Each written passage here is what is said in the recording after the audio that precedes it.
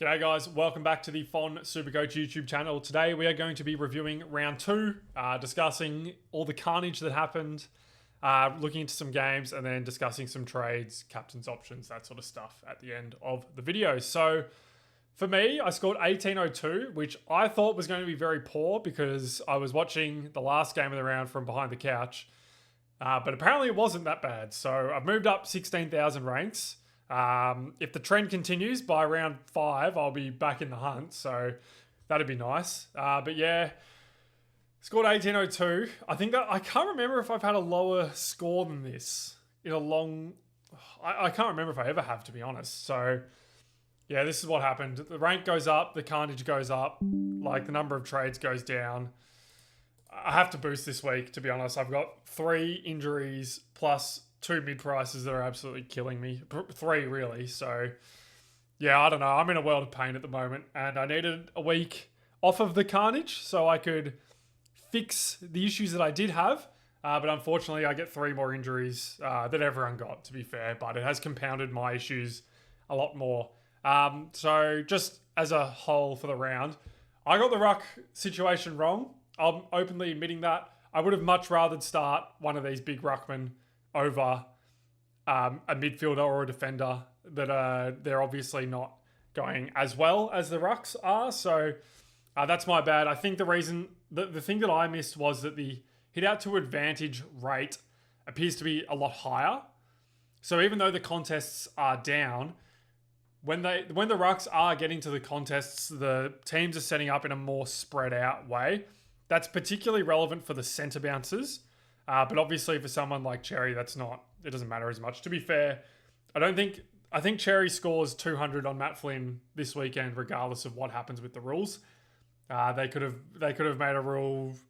I don't know. They could have made any rule and he was going 200 on Flynn this week, which I obviously don't own. But there are plenty of other good ruck scores as well. But let's get into the round review before I start going on about my problems. So on the Thursday night, we had Hawthorn versus Sydney. Sydney sort of just ran out of gas, in my opinion. And yeah, the Hawks were really good. So Hawthorn, really not a relevant team this year. I think, depending on what DPPs we get in the forward line, Dylan Moore could be relevant. But 22 and 3 returning a 104 is not generally... Like, you would think that's a lot more normally, but he does only have the 6 contested. So I guess that's part of the reason there. Sicily, my boy, I thought he was a bit better than a 90, to be honest. High disposal efficiency, 3 clangers. I'm not sure what these are. Did he give away a 50? Maybe he did. I can't quite remember. Maybe this will tell me. Does this have 50-metre penalties? I don't think so. Okay, but I thought Sicily was a lot better than that. So, yeah, I do kind of like Sicily as an option. I may go there next week. We'll see what happens. We'll see where I'm at. And then... what else have we got here? I don't think anything really relevant. Connor McDonald. Geez, the Hawks scored so much. I'm scrolling down. I'm like, he's got 80s here, 70s here. Anyway, McDonald could have gone big. Had 2 points, but I'm not sure. I think you're going to get some of these scores with Connor McDonald, unfortunately. Butler is 200k, but 72. Like, you'd have to do that every week. And I just can't see it happening. And I guess the other one worth discussing is Ned Reeves, who's gone 85. He's got a hit out to advantage ratio of about 60%, which is flat out outrageous. This is what I meant with the hit out to advantage rate. Like, even Grundy, Meek is not much of a tap ruckman, but Grundy was about 30% last year. This is up to like 35, 36 type ranges. So yeah, anyway, so let's move on to the Swans. I think Grundy... is a ruckman that I will target. I still think that Grundy, Gawn, English, Cherry, and potentially Jackson. I'm still skeptical of Jackson, although he was very impressive this week. I still think they're all going to be reasonably good picks in the ruck line. I am a little bit nervous of my Tim English pick, but we'll speak about him when we get to the next game. But Grundy has a stretch where he's got like Gawn, Cherry, English, and there's another Wits, like in 4 out of 5 games. I think after that, I'll be very interested in Brodie Grundy. And then Mills, 107, has 29 off halfback. He's probably in the range of D8 now with Rosie going down. Like, there's the 4 obvious D1 to 4, which is going to be in no particular order: Ash, Whitfield, Nass, Sinclair. Filling out the other 2 spots though is going to be interesting. I unfortunately have Jordan Clark, who I'm still not thrilled about, which means I'm going to have to hold him for the rest of the season because of the carnage. Hopefully he goes within striking distance. I'm not expecting him to do so, is what it is. But it makes the Millses, the Houstons, the Blakeys, the Sicilies, the Stewarts, the Worrells all really interesting, particularly now that Rosie's gone down. And then, yeah, as I mentioned, Mills is one of them. Taking a lot of marks, taking kick-ins, 6 out of, 15, 40%, not bad. Just getting a lot of footy. So I think Mills is a legitimate option on the bye this week. So wouldn't go there for now.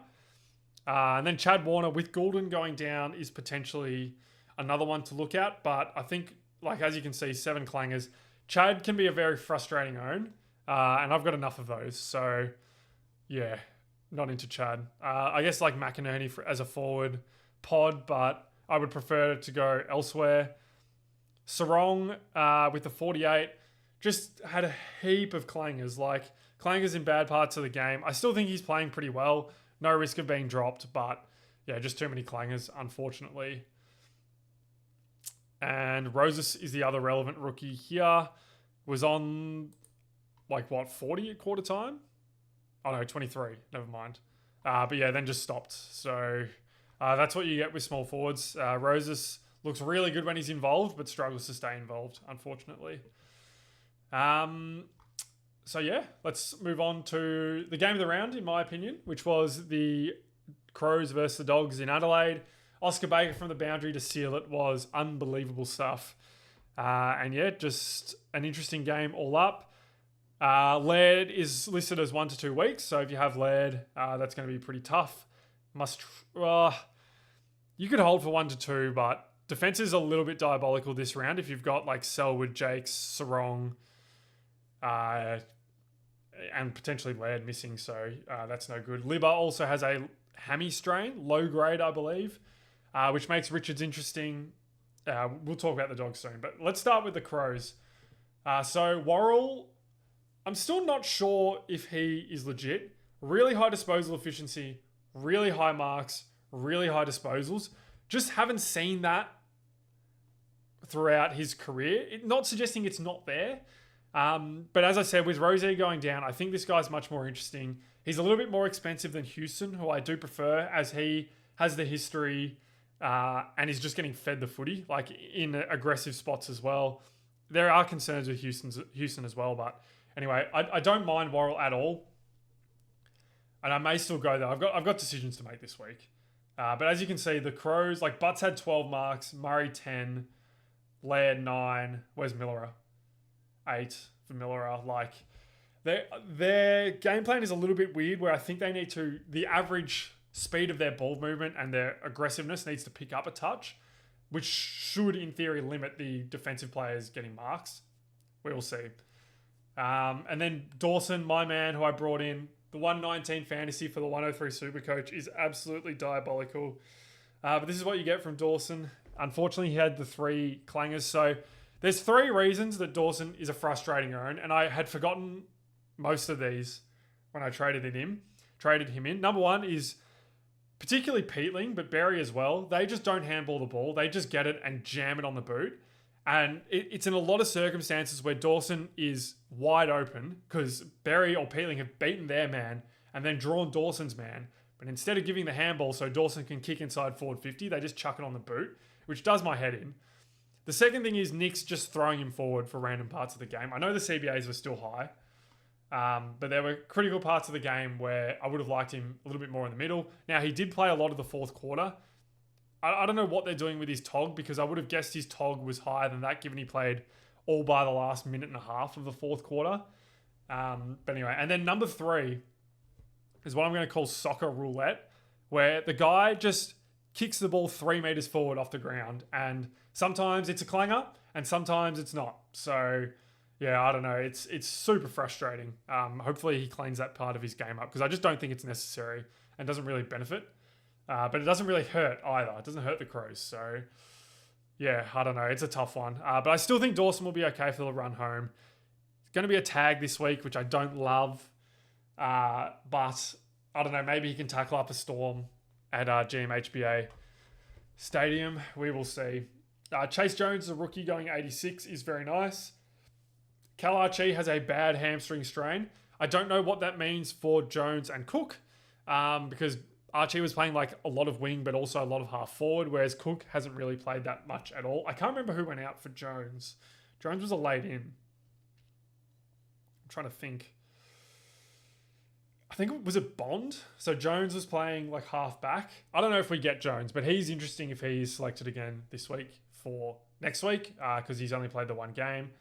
McAndrew was really good. Was getting absolutely destroyed by English in the first half. Then there was some strange management of English and he was able to get on top of him a little bit more in the second half.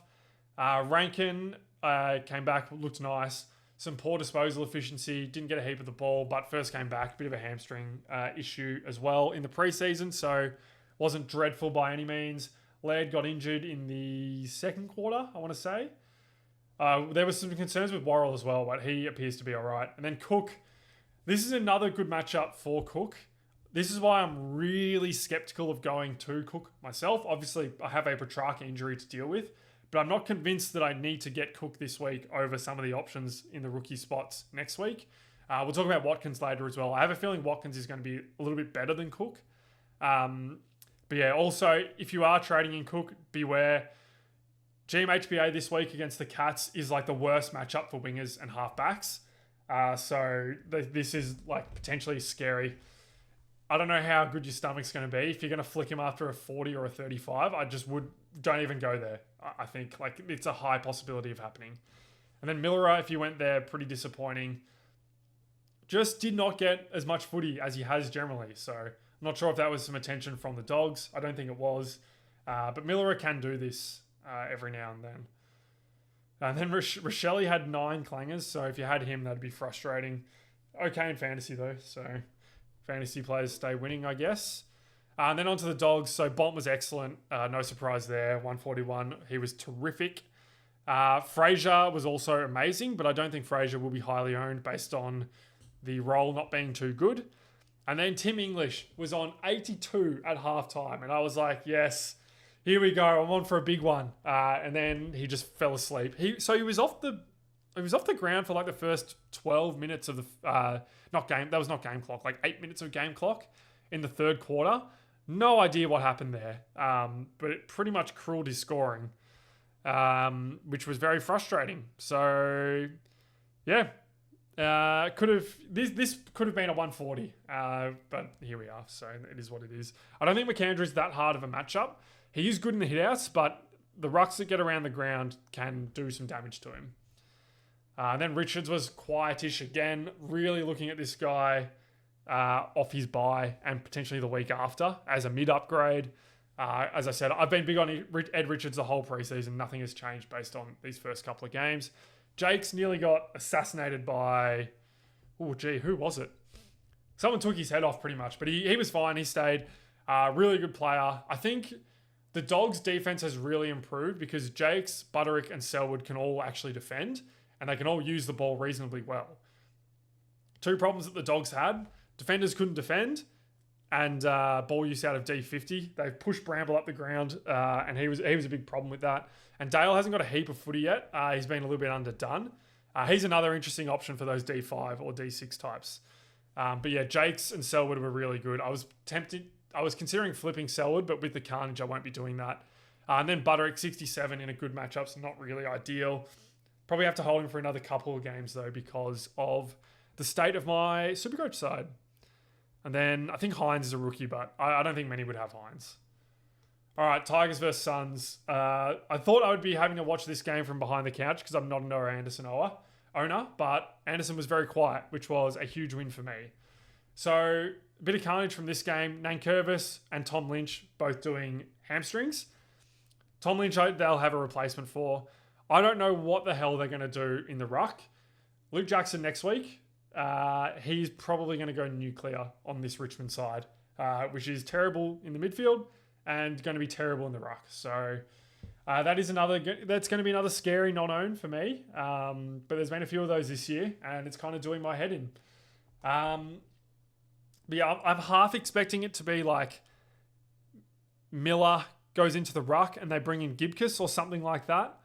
So I'm not sure. So if you had held Gibcus over last week, then maybe you're a chance to be able to get his score this week with some defender rookies on the bye. But yeah, so that's going to be interesting next week. Short, where was this last season, mate? He's not going to have 13 marks too often. I'm not reading into this at all. Still some shocking disposals, so wouldn't be going there. Taranto was quite good, I thought. Obviously has some limitations with the ball use, but he was really good. As a forward, he would be a lock, but he's not, so that is not really relevant. Lawler, 74. You probably want a little bit more.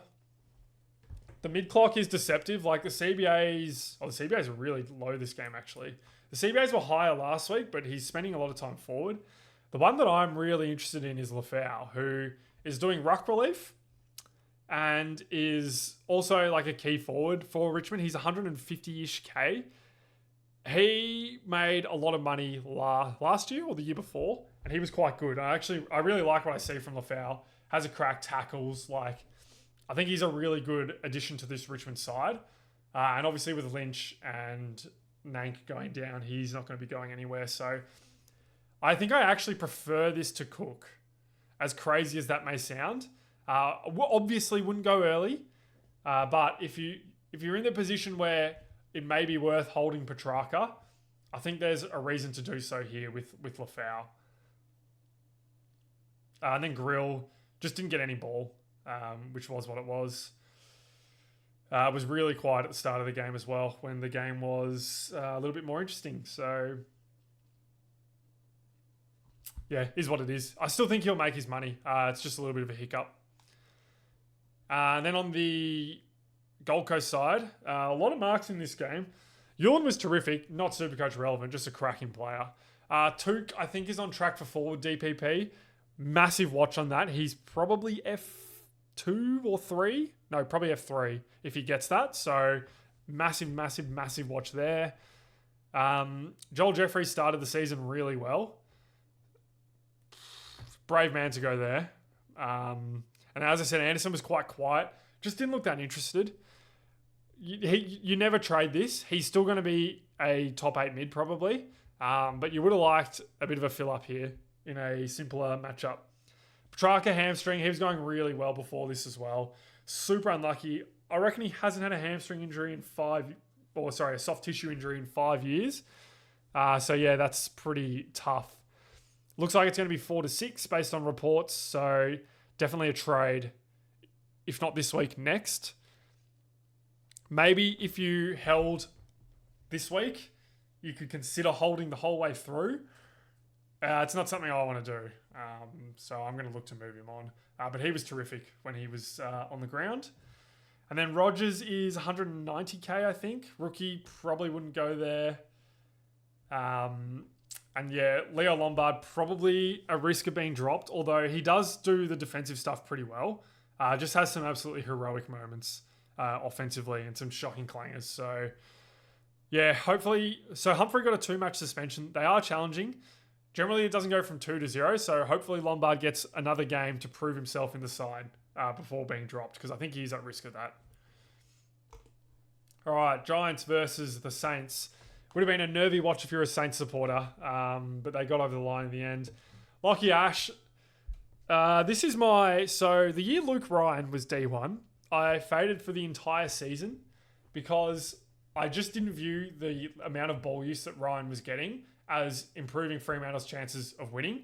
I still stand by that. The coach did eventually change the game plan. Just by that point, my season was well and truly ended. Ash, I think, is in the same vein, but he doesn't take intercept marks. So the ceiling is not going to ever hurt me that much, but he is clearly going to be a top 4 defender. I think he's going to be better than Whitfield. He's just calls for the ball more, demands it. He kicks it to spots where he's likely to get another kick out of it, whereas Whitfield more goes forward. Ash has a tendency to more go either sideways or just long to the contest. So as far as Supercoach scoring is concerned, that is quite an effective way of scoring. As you can see, 7 clangers with only 6 contested. So when he is trying to bite off those aggressive, damaging kicks, a lot of the time he is turning the ball over. Whitfield obviously had the conditions weren't good for either of them, I will say that. But I think Whitfield has that over Ash, even though Ash is getting the bulk of the ball right now. I'm not sure if I said this in the preseason, I have a feeling that the coach will not like this level of ball use for Ash because I don't think it's conducive of winning football, but it's held that way for now. I still think even if the ball use drops a little bit, as in the volume of usage, he'll probably still be a top 4 defender. Great pick if you started. But yeah, just that's one to watch for mine. Clayton Oliver had 33, just perfect conditions for him, kick to snag. I think if you traded, you'd be pretty upset, but I still think in the long run, Oliver's not going to make money and he's not going to be top 10 midfielder, or top 15 midfielder even. Harvey Thomas, was this the mid-pricer that I should have had? I don't know. He's a really good user. Still looks 12 years old, but really good user. Hits the scoreboard, so yeah, good player. Angwin was like tagging Nas for a little bit, but they dropped that at one point. Cogs, if you traded, again, you'd probably be a little bit upset, but I still think that he's not going to make a huge amount of money in the long run, so it's not diabolical. And then Whitfield, these 2 free kicks. One was a sloppy tackle that was a high, and then there was one where he got the ball running inside forward 50 and just had no awareness and got run down. That's like a 12-point swing. I would have been really happy with a 108, but here we are. Instead, we are at a 96. Finn Callahan is one that I am very interested in off the bye. Really low contested and a few clangers because the conditions weren't good. Super interested in this pick when he has had his bye because I think he will have come down in price a fair way. Phoenix Gothard was really good. I think this, if I was going a more guns and rookies strategy, this probably would have been the extra forward to take because in the preseason games and in opening round, he was like getting to the good spots. He just wasn't finishing or converting. And then this week he did, and he was excellent, to be honest, and he's gone 84. So there is Jones and Daniel's coming back this week, and there is one more as well, who I cannot remember for the life of me. But that may push him a little bit deeper forward. But I think if you've got Gothard, you're on a winner here. So I don't know if I'd go late after a price rise, but I think if you have, you've got an absolute ripper here. And then Fonte, if you went here, you probably weren't too happy. I don't know. It's hard to score on a defense with Ashton Whitfield in it. That's all I'll say. But yeah, if you started, you're probably not too upset still. Rouston, I think he's playing forward. I don't know. I thought Rouston was pretty poor, to be honest. Delano, another rookie price. He's just going to, maybe this guy slow burns to 130k. I'm not sure. And then, on the St Kilda side of things, Nas was better, but I didn't think he was this good. But he was a lot better. Still not really. He still doesn't love the tags, but he was a little bit better hitting the scoreboard this week. 9 contested, just a better, well-rounded game. I think they were looking after him a bit better as well, his teammates. Sinclair, another 118. Still gutted that we had opening round to increase his ownership by 20%, but that's the game. He's really good. Got a fantastic role back there. Garcia was stoppage tagging Finn Callahan. Worth noting. I think that's going to persist most weeks. Flanders, a little bit concerning start to the season. I still think he's going to be a top 6 forward. But not a great start to the season. He does have a lot of, I know he's in Kane Corns' firing lines. He does have a lot of junk touches, but I think having a midfield accumulator is not the worst thing. I think that McRae being out should benefit him in the long run. Anyone else? Oh, Carroll. Yeah, I don't know. Well, I wasn't too impressed with Carroll's game, to be honest.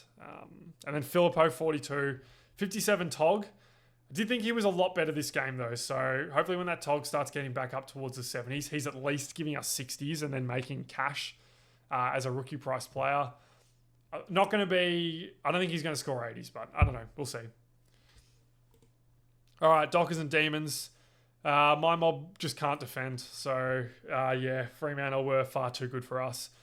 Shea Bolton was the beneficiary of Hayden Young being injured, and he was terrific. 2 goals and 15 contested. Yeah, don't think he's an option. It'll be a sugar hit next week as well. But yeah, I don't believe he's an option. Tracy was too good for our defenders. Brayshaw, great bounce back game, but again, almost entirely uncontested, and the disposal efficiency isn't too good. Clark was on what was Clark on halftime? So he was on 79 at halftime, and I was like, oh, geez, here we go. We're on a winner here. And then he just did exactly what I anticipated him doing in the second half, which was not call for the football. It wasn't falling in his lap. Probably not even taking kick-ins. I can't remember too well. There are 2 kick-ins. Luke Ryan's back. I hate that I'm going to have to hold this for the whole season. Luke Jackson was really impressive in the ruck against Gawn. Obviously, over a 50% hit out to advantage rate. Is this sustainable? These hit out to advantage rate. Gawn hasn't had many in this game. Obviously, it's hard going against Jackson and Darcy. Both of them are pretty good in the hit outs. Well, it's not Jackson's strength, but Darcy is good in the hit outs. So, yeah, I don't know. We'll talk about rucks when I get to the team. Jackson is going to absolutely kill Richmond next week. So that's going to be one to watch from behind the couch. Murphy Reid, 2 snags, gone for a 95. I wonder if he's a top 6 forward. I don't know. I genuinely don't know, but he's a very good footballer. Absolute winner pick by Fremantle. And then Sherry was the debutant. He was pretty good, to be honest. Was giving my mob a fair bit of trouble up and down the ground. I think that he's the one that loses his spot for Young, though, when Young comes back. So, not sure he will get enough price rises to make money. And then Sarong got the Tholstrup tag. He went for 68, so that was tough if you traded him in after his big score this week. And then Sean Darcy, 54% tog. I think this is up 10%. I don't know if it gets to a point where it gets to 65. That would be good for someone who doesn't own Luke Jackson, but I don't know if it happens. I don't think Darcy's not offering anything around the ground that Mason Cox wouldn't make up for in the ruck. So what I mean by that is Darcy is better in the ruck than Cox, but Cox is better everywhere else. I just don't know that they persist with Darcy, to be honest. I'm of the belief they shouldn't persist with either of them, but they seem hell-bent on playing both. Then for Melbourne, Gawn was terrific. Again, just monster performances, contested marks, just winning clearance for the Ds. I don't know. He's just a terrific player. I hate not... The worst thing is, there are 5 players that are just dreadful non-owns. Gawn is one of them, obviously. But having a dreadful non-own who plays for your own team is just so tough. So yeah, really regretting not having Max Gawn. I could go there this week, but I think the trading in someone at 700k, even though cash gen looks okay, given my start, is just not wise, I don't think. I'm not going to have the trades to do that in the long run. So unfortunately, I'm going to have to let a lot of these guys go, and it's going to be painful. Steele was excellent. 9 clangers, so killed his score, but he was genuinely really good. This felt more contested than last week's game. I don't know how often Melbourne has to play that way. But yeah, Fremantle were very good at controlling the tempo. And yeah, Steele was really good in the trenches. Salem, once again, just why does he get the ball over Xavier Lindsay? I just don't understand. And there, yeah, Rivers is all uncontested. So if you have him, it's probably a little bit unfortunate. And then Lindsay got 69 this week. Less football than last week, but scored similar, but scored better fantasy. Good matchup this week. He's going to make a little bit of money, but it's nothing to ride home about, that's for sure. Bit of a disaster pick in the end. And then so was Windsor, who got the role right.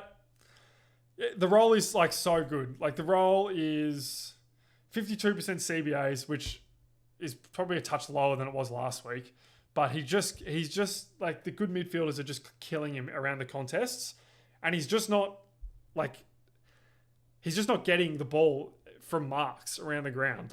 I was under the impression that they would be trying to look for Windsor spotting up and he would just wheel and go like Geelong does with Max Holmes. And it just hasn't happened. So I don't know. Maybe Carlton this week. I have to hold him another week. Hopefully against Carlton he gives me a better score. But yeah, it's been tough. Then yeah, no other. Hopefully you don't have Latrell. Just really quiet. Still very exciting, but yeah, just a quiet game. So let's move on to the demolition of Essendon. Essendon are dreadful, by the way. Like, they're going to be whoever's playing Essendon. So it's North this week. So I get to watch from behind the couch again as Tristan Cherry puts 200 on my dome. So that's going to be fantastic. But whoever's playing Essendon is going to be a captain option, I think. Although I do expect them to respond this week. They were absolutely cooked by the coach in the presser. So Horn Francis, for some reason, I thought was a forward option. He may still get the forward DPP. But with Rosie and Bergman going down, I do think it's probably unlikely. But we will see. Butters was really good. I thought he was a lot better than this, to be honest. But I guess the disposal efficiency isn't that high. But like 3 score assists, 10 contested, 7 clearances. I don't know. I feel like he's underscored a bit. But anyway. And then Sweet came in and was just like way better than Vicentini. Why did the coach play Vicentini? Just to get smacked by Cherry for 1 week? Like, I just don't understand that decision. But yeah, here's what it is, I guess. And then Watkins is like the really interesting one here, who in the last quarter had 82% CBAs. Full game it was 59. Rosie going down. Obviously Wines comes back this week. I think the role is going to be good enough to make bulk cash, like potentially 200k. I really don't want to miss that. So I think I'm going to bring him in this week is my plan. Todd Marshall was really good. So 0 handballs, 15 kicks, 11 marks. It is all uncontested, but high disposal efficiency. Just didn't get a lot of the ball early when the game was close, like in the first 10 minutes of the game, which is why the fantasy is a lot higher than the Supercoach, despite good disposal efficiency. But he's a really good kick. I really like this move for Port. And then, yeah, Rosie got injured. He's going to be out for 3 months, so he is a must trade. And then Bergman, if you have him still, flick him out, get rid of him. And then on the Bombers side, Caldwell, like, I was actually surprised to only see this was 2 clangers.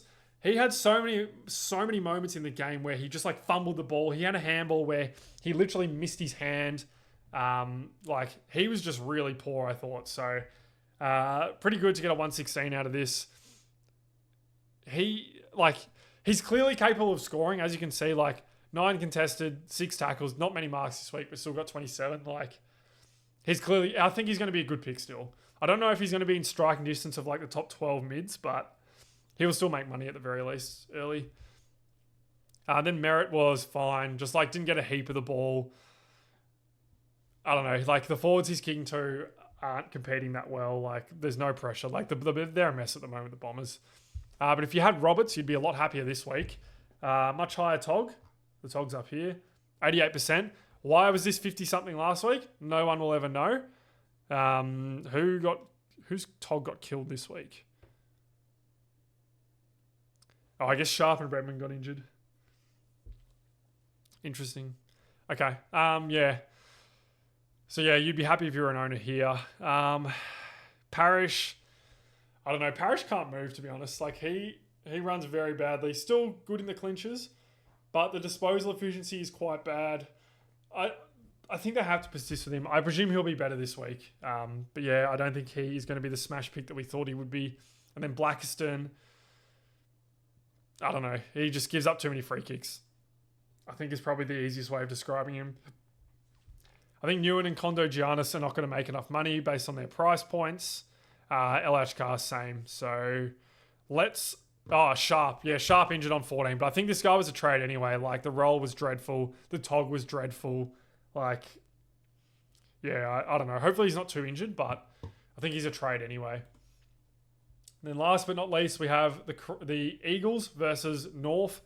A bit of an inspired comeback by West Coast, to be honest. But yeah, I could see this result happening, to be honest. Sorry, North, but just getting to the players. Duff Tytler has gone 100 Supercoach up from 52 fantasy.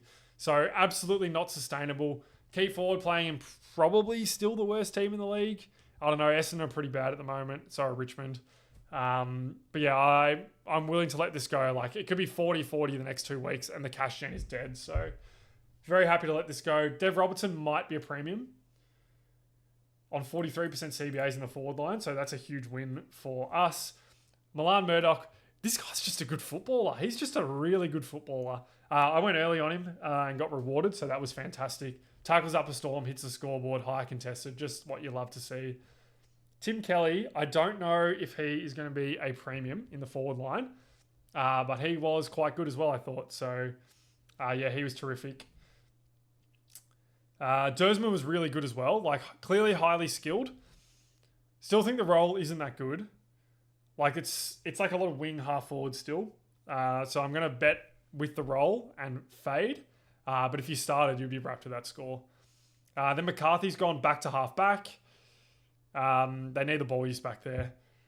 And what else happened this week? Oh, so Edwards got concussed. I know he's a key defender, but I think this means there's a chance that Lindsay actually plays next week and Jinby just goes to like the full key defender role. Again, like Tyler Young hurt his ankle as well. So I don't know what West Coast do next week, but that could be interesting. And then Bo Allen, 58. Like, I don't think I would burn a trade on going to Bo Allen, but he is at least playing. So, and yeah, Reed, so Reed's had 30. Reed was so good, but just so many clangers. As soon as he like cleans up his, like a little bit more care with his disposal and a little fewer stupid free kicks and 50s, he's going to easily be a premium. So definitely one to watch. It won't happen this year, but maybe next year. Then on the north side, as I said, I watched this from behind the couch. Anytime Tristan Cherry's giving you 152 fantasy, he's going to give you 200 Supercoach. So he was genuinely terrific. Like, couldn't fault that. Taking contested intercept marks, like just dominating at the contest. Like, he was really good. So yeah, I'm not actually sour about this. It was a tough watch as a non-owner, but yeah, good result. Sheasel, like, I don't know, just had like some weird disposal efficiency, like poor kicks, that sort of stuff. So this could have been this could have been a 150, but alas, it was not. And then LDU was like extremely good early and then just did his LDU thing and faded out of the game. Still a great score, but against West Coast, you probably want a little bit more. Blamires was really good. Really like him off halfback. So late in the game, they shifted Caleb Daniel forward and just went with like Blamires, McKercher, Parker in defense. And I think that balance is like, I don't like Caleb Daniel behind the ball because he can't defend. And his ball use like isn't that good. Like, he doesn't have that long penetrating kick that you want off halfback. Whereas in the forward half of the ground, when you can use those shorter kicks, I think he is a little bit more valuable. So I did actually like that move from Clarkson. And I hope he persists with that. But what does that mean for McKercher? Like, is McKercher all of a sudden an option? Got 4 kick-ins this week. Like, he genuinely may be an option now. I want to see it a couple more times first, but that is worth noting. Who else is relevant here? Doveston, 45. Yeah, I don't know. Just a small forward. And then, like, Finn O'Sullivan was reasonably highly owned. 4 frees against 6 clangers is, like, pretty tough. So that is unfortunate. All right. Let's get into my team. So what the heck am I going to do? So I have Connor Rozee. He's gone. I have Sharp. He's gone. So I don't know if I'm going to land on Houston. But that's the first move I'm going to make. I'm bringing in Dan Houston. And the second one I'm going to do is Watkins. Now, I'm anticipating having enough cash that I can go to any one of like Worrell, Stewart, Houston, etc. But I'm really concerned about injuries at this point. I'm already burning a huge amount of trades on injuries, and I really don't want to bring in more injured guys. Obviously, I had Tom Stewart last year. Just can't do it against myself. Houston has typically had injury problems, but they are feeding him the ball. He's playing like loose half back. Like, I think it's okay. My concern with Houston is that Moore and Howe come in and just take all of his kick-ins. I'm not convinced it will happen though. But obviously, like Worrell, Sicily, Stewart, I'm not going to go Sicily on his buy, but I may hold the cash. We will see. There are some other ones as well. Who else? Let's have a look. Defenders. Let's Let's go average. I'm not going short. I would not advise Dane Zorko, by the way. Just not at the age. Don't like it. You could go Josh Dacos, but he's like all uncontested and has to be fed the ball. So it's not really one that I love personally. I'm trying to think, like, are there any like Mills or Blakey? Like, they're your options. I probably won't go Mills or Blakey. Definitely not on their bye. So it's between like Houston or Worrell for me, I think. Worrell better durability, but has the ankle concern. Houston getting absolutely fed. I don't know. I'm like genuinely 50-50 on this one, I think. And then Butters. Not Butters. And then Watkins, I think, is going to be a good rookie, so I wanted to get him in. I don't know if I'll field him this week. Like, obviously these guys need to come on. Like, I'm at the point where do I actually just field Blamires over Parrish? Like, that's how you know you're in a disastrous position, when you've got a rookie on field who you just pretty much just want to field over your mid prices. So, yeah, I don't know. It's tough. It's tough out here. I do have the other option. So I could flick Petrarca, but like, who do I want? And the answer is no one. So I think I'm actually just going to hold for a week. As I said, I'm not massive on Cook.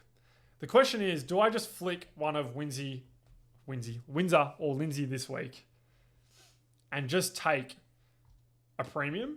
So, for example, if I flicked Windsor, I can get literally anyone.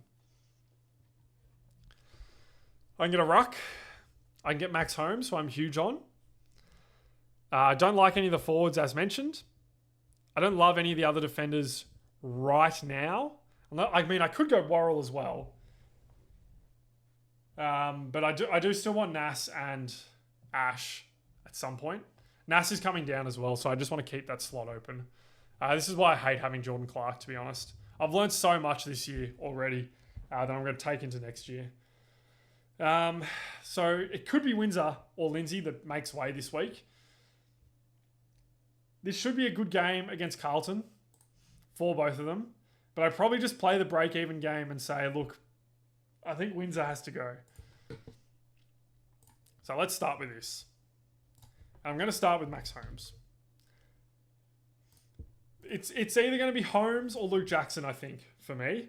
And I have to make a decision on whether or not I think Luke Jackson's role is good enough to keep this scoring up. I'm finding that really difficult because the last player who had a role anything like Luke's was Adam Goods. And I am not old enough to remember what Supercoach was like when Adam Goods was rolling around. So I'm genuinely stumped on Luke Jackson. To me, the role shouldn't be that good. Like, it shouldn't be conducive of scoring. But, like, I don't know, this matchup is good, but I feel like Collingwood's probably not that good for rucks. But then he has West Coast, who are, like, unbelievably good. Yeah, I don't know. Like, I feel like Adelaide's okay as well, so... Yeah, I don't know. Is that how I want to go for captains this week? That's my question. Plonk Lindsay on field in case he plays. So yeah, that's sort of where I'm at for now. They're my trades. Next week, it's going to be Petrarca out for maybe Lafau. And then probably Lindsay out. Lindsay or Parrish out for... How much is Ed Richards? No, I should wait another week for Ed Richards. Oh, he's playing Essendon though. Like, I could get anyone.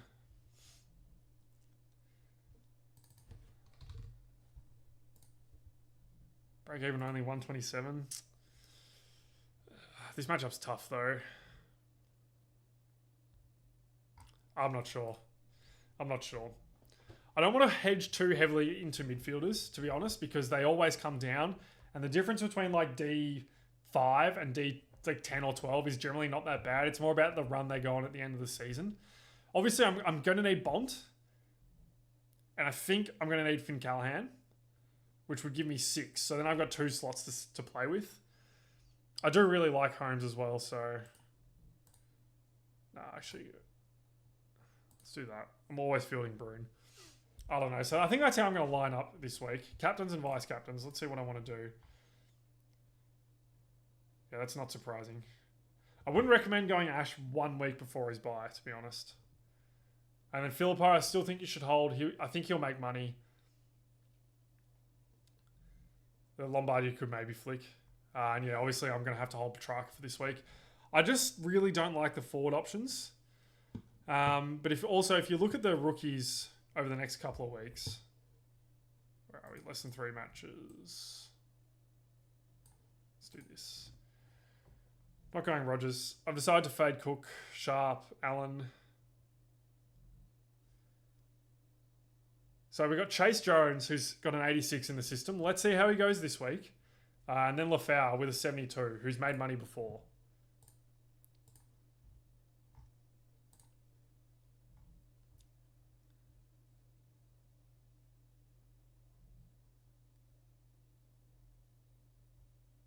Okay, I thought he made money before. Oh, he's just been injured a lot. Okay, maybe Lafau isn't as good an option as I thought. But there is also Scary next week as well. Oh, Cherry, it's pronounced. So, yeah, who knows. But I think that's where I'm going to go. I'm willing to fade Cook. We'll see how I go with the rest of them. But yeah, let's talk captains and vice captains. So, straight off the bat, I'm like half tempted to go Holmes against Adelaide. I'm not sure the ceiling is there with Holmes, though.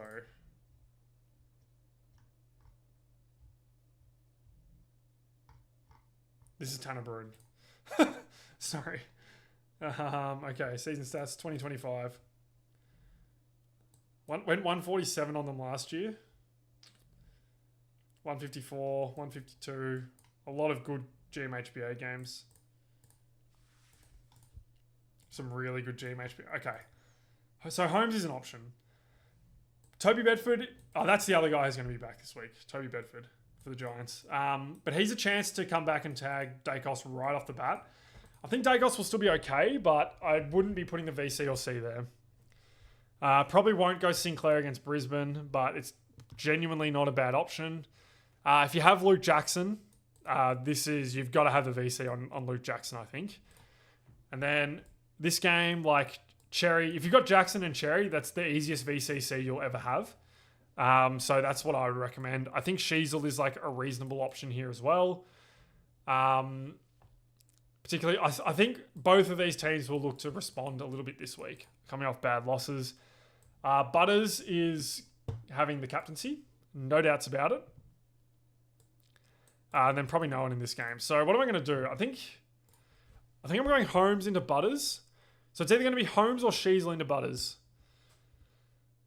I think for me, the other like sneaky options are Whitfield and Ash against Collingwood. I think I'd rather go with the Max Holmes route personally, or the Ruckman route.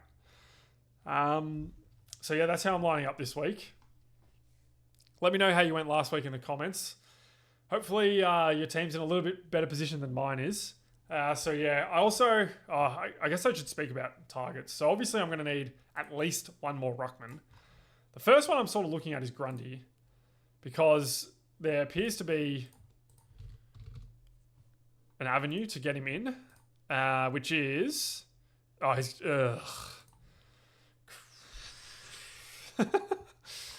Oh my God. Could West Coast not have developed a Ruckman by now?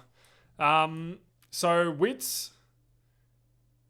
And then like Gawn, Cherry, Cameron is like not bad. Like I could upgrade him into round 11 before he goes Geelong, Richmond, which are really good matchups. Obviously Nank will be back by then, but it should still be a good matchup. So I do like the look of Grundy. Let's have a look at these other Ruckmen. Let's just go Rucks. Nope, give me Rucks. So Cherry, I know Cherry gets like an awkward run at some point. It's not early though. It is Grundy, McAndrew, Wits, and then the duo ruck. Oh my, but like, his run's so good. Why did I fade this? Disaster. The other one is Max Gawn, who has Wits, who he generally struggles against in round 4. But then he goes Essendon. Yeah. What's the break even for the big fella? 134. Maybe he gives me a stinker against Carlton or something like that. I don't know. I kind of want my team to beat Carlton though, if I'm going to be honest. So won't pray for that too hard. And then like Jackson's the other one. Like his run is pretty good as well. Until like I think this matchup's not going to be good. This matchup won't be good. Yeah, I don't know. There's some fairy runs for the ruckman. The misjudging the ruck rule is just going to be so frustrating for me for the whole year. But I think as I said, because I have had a lot of injuries, have had a bad team, I need to be smart with my trades. And I think blowing more than 600k on anyone is going to be really difficult, even at this point in the year. So I'm going to play that game and try and preserve trades in that sense. We'll see how it goes for me. But yeah, thanks for watching, guys. Let me know how you went in the comments, and I will see you next time. Bye, guys.